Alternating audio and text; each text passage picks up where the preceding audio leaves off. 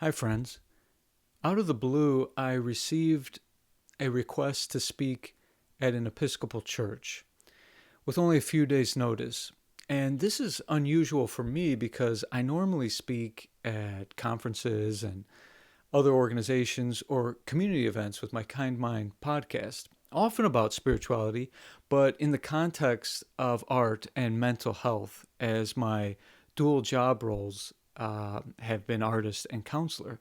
The rep at the church asked if I could present a reflection on their gospel reading.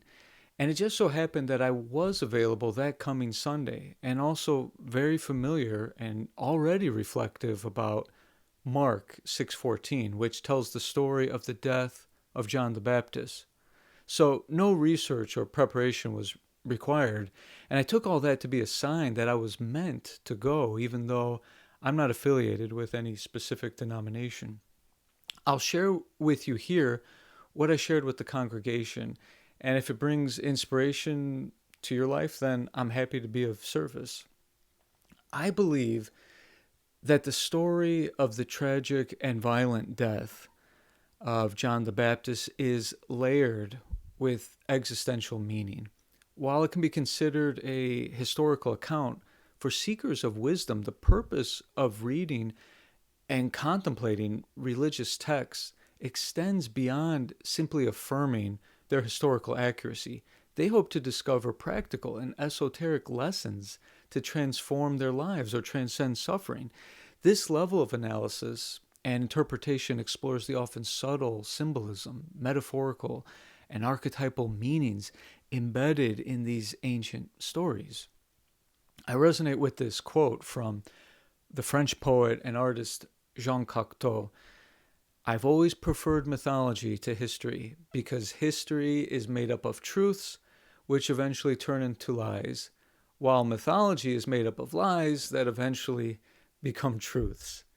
Given our long global record of cultural conflict and political chaos, including from theocracies and power structures that determine for us what is orthodox and what is heresy, it's essential to consider the context of religious persecution faced by prophets, saints, mystics, hermits, and people of courageous faith not accepted by the broader society. Sacred scribes often employed cryptic language as a safeguard to preserve truth or the core message, which frequently hides best in plain sight. This esoteric approach might ensure that those with a serious contemplative and open mind and heart can decipher or unlock the hermetic secrets.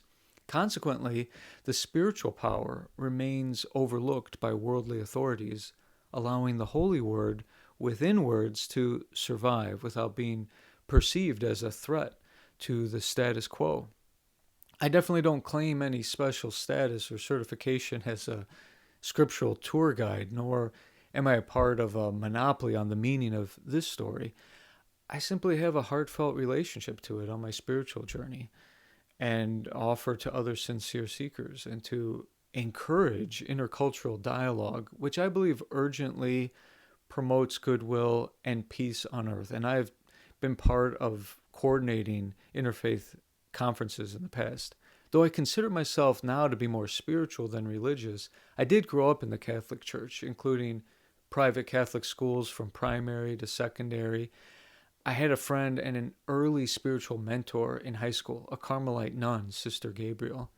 And the Carmelite nuns, among all the Roman Catholic orders of men and women, have had a proportionally high ratio of visions of Jesus and Mary, perhaps because of the mendicant and ascetic lifestyle, and she was a mystic nun in the legacy of St. Teresa of Avila. I first met her in the inconspicuous Sacred Heart Chapel of the former orphanage of St. Vincent's in rural Freeport, Illinois, where she resided.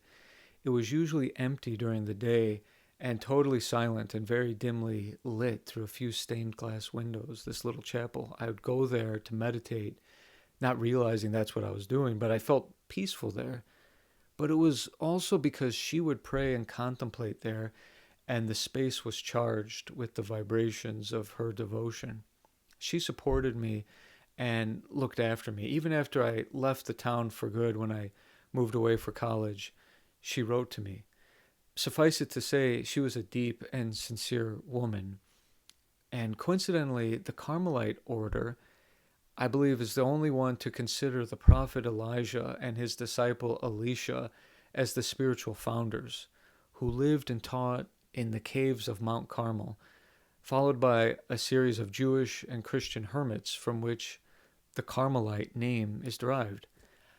I carried and gradually absorbed some of the fragrance of her contemplative understanding of religion.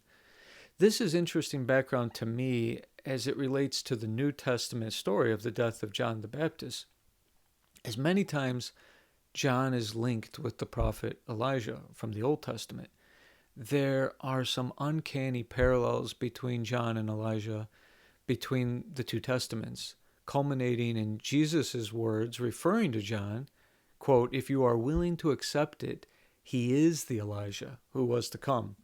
That literal claim can be adduced further with what sounds like foreshadowing. From 1 Kings, Elijah found Elisha. He was plowing with 12 yoke of oxen. Do you think the number 12 is a coincidence? And Elisha is ready to drop everything and follow Elijah in an instant. Elisha goes on in the Old Testament to raise the dead and multiply food. Then, when Elijah is about to die, Elisha asks for a double portion of his spirit, and Elijah replies that it will be so if he sees him ascend to heaven, which happens when a chariot of fire draws him up in a whirlwind. And so there's something familiar between John and Jesus and Elijah and Elisha. The name Elisha even sounds like Yeshua. Could this be why Jesus is baptized, aka initiated again by John, because he sees the former prophet Elijah in him? Well, that's exactly what he says, but others may think it means something else. I have no attachment to any theory here. Anyways, I graduated from Georgetown University in psychology, which is a Jesuit institution where I met and studied under many Jesuit priest professors, and my graduate degree is in advanced clinical social work from Columbia University. In between, I studied philosophy at University College of Dublin. So I've spent many years reading numerous holy books, auxiliary manuals such as the literary works of saints, monks, and nuns, and metaphysical texts that explore mythological models, archetypal themes, and the perils of the human mind, as outlined by thinkers like Carl Jung or Joseph Campbell, but also from all my diverse academic training, which has helped me think critically and through many cultural perspectives. Moreover, I've lived on 3 continents and for some time resided in a monastery in India where I apprenticed with a truly wise and exalted monk, Paramahamsa Pragyanananda, a great yogi who taught me how to read Sanskrit. Because it's one of the oldest Indo-European languages on earth and allowed me to read ancient Vedic texts in the original script and to try to translate it to English myself with his guidance and help understanding mythology in the light of inner mystical experience. I visited many other monasteries and forests, mountains, and deserts, and I've been truly blessed to receive lessons from well-known and unknown human beacons of wisdom in those spaces, including monks and spiritual leaders, but also reclusive mystics and even wandering mendicants or beggars. So I thank them and credit them if anything I say is of merit. Today, as a counselor for 25 years, I've treated thousands of patients from various religions and cultures. These experiences have provided valuable insights into the role of existential psychology, moral philosophy, and spiritual wellness in managing and preventing the pervasive disorders in America like depression, anxiety, and addiction. So here's a summary of my reflection on the death of John the Baptist. It can be enlightening to examine this event through various psychoanalytical lenses, both on a micro and macro scale. First, to understand someone's death, it is prescient to know something about their birth, as these are the 2 poles of human existence. In the gospel, it's said that John's parents were Elizabeth and Zechariah, and that his birth was unusual, if not miraculous. We know Jesus was born to the Virgin Mary, while John was born to her relative Elizabeth while in her old age, past the biological window of conception. Both his parents were pious. Their names contain clues about the supernatural origins of John the Baptist. The name Elizabeth is rooted in the Hebrew name Elisheva, which combines El for God and Shiva or Sheba, meaning oath or promise, or the number 7. In numerology, this represents perfection, or the fulfillment of the work or the promise, like the 7th day or Sabbath day of rest. Simply put, the mother maintained her divine promise in this ancient tale, and God blessed her by calling upon her to be instrumental in birthing the prophet who announces the coming Messiah. But for practical purposes in our life, a takeaway here for me is that anything worthwhile in life requires a significant period of discipline and commitment. I learned this through music and sports and meditation, practice, practice, practice, and then unexpectedly, the magic unfolds. On the instrument, the discipline comes first, and then the freedom to express or create. Or consider the adage, the farmer can only prepare the field, but cannot command the rain. Similarly, the author W.H. Auden once brilliantly noted the creative process as the poet marries the language, and out of this marriage, the poem is born. John and Jesus are living poems, Jesus as the Word made flesh. The birth of John or Jesus is obviously about the creative power of the Holy Spirit, or animating energy that suffuses all beings with the life force.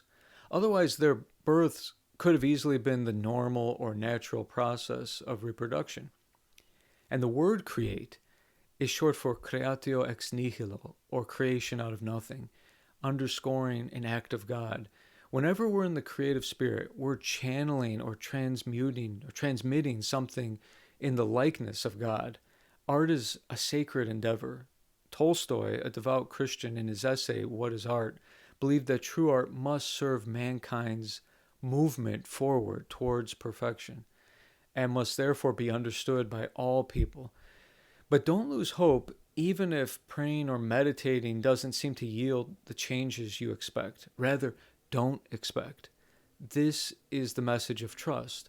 We never know when the time is ripe, when the golden flower will bloom, or when our mission or purpose becomes clear. Zechariah, John's father, has a name that also bears religious meaning. In Hebrew, it combines zakar, or remembrance, and Yah, short for Yahweh, so remembrance of God. But Yahweh translates to I am that I am, as was explained in the Torah. This signifies one who always remembers the Supreme Being and gradually purifies his heart, making him suitable to parent a prophet. It also teaches a powerful lesson on dissolving the ego and attachment to the body and its temporary roles. In truth, I'm not merely Todd or counselor or this man, because all these identifications are temporary and fluid. Sick, healthy, young, old, with or without status, and so on. Those characteristics come and go, but who remains? You are that you are, as evidenced by the fact that you are having a conscious experience. Even in your dream state with your alter ego or dream avatar, you are still awareness. Think of it like this. Clouds are like thoughts. Weather is like emotion. Climate is like personality. And the sky is pure consciousness, and you are that. Now, as we examine the sad death of John the Baptist, we see a full circle with those symbols from his birth. The Christian mystical interpretation sees the human head as a symbol of the ego.